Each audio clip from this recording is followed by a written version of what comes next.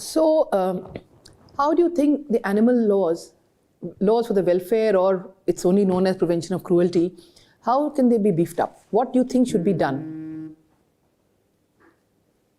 Do you know, for example, do you know the amount of punishment for an offense of, say, maiming a dog or something, maiming an animal? Do you know the punishment in the act? Ma'am, I cannot recall right now. Okay. But since you are so sensitized to that sector and you want to work in that sector also, can you make suggestions how to strengthen the laws? Yes, ma'am. Ma'am, there should be adequate sensitization among the public towards animals. How? Ma'am, these days there is an issue about stray animals. So people are becoming apprehensive towards these animals because their numbers have multiplied and they are posing a danger to the human community. I think it's not as simple as that. There are people who just like to be cruel. They'll walk and just kick a dog. It's not just so rational as the numbers increasing, you know. Yes, I do a lot of feeding of strays myself, so having studied that a bit. But you're right. One solution that you are suggesting is, of course, family planning, sterilization or spaying. But why is it not being done?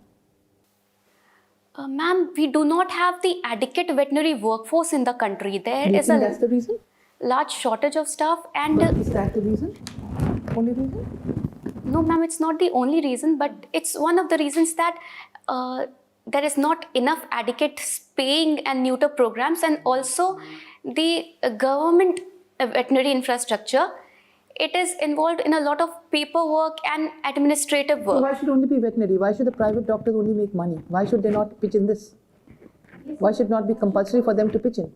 That should also be done. The private practitioners, they should... It's only NGO, it's not just government, it's NGO sector also that does it. You have Friendly and these big organizations here. So you talked about the feeding of strays. So what is the legal position? What position has the High Court and the Supreme Court taken in this matter?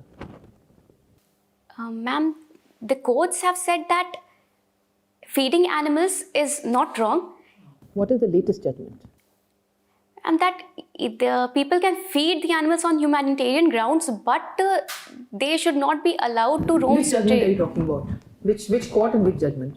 Ma'am, the most recent one I read was the Delhi High Court. No, the State High Supreme Court, Justice Vineet Saran bench stayed it.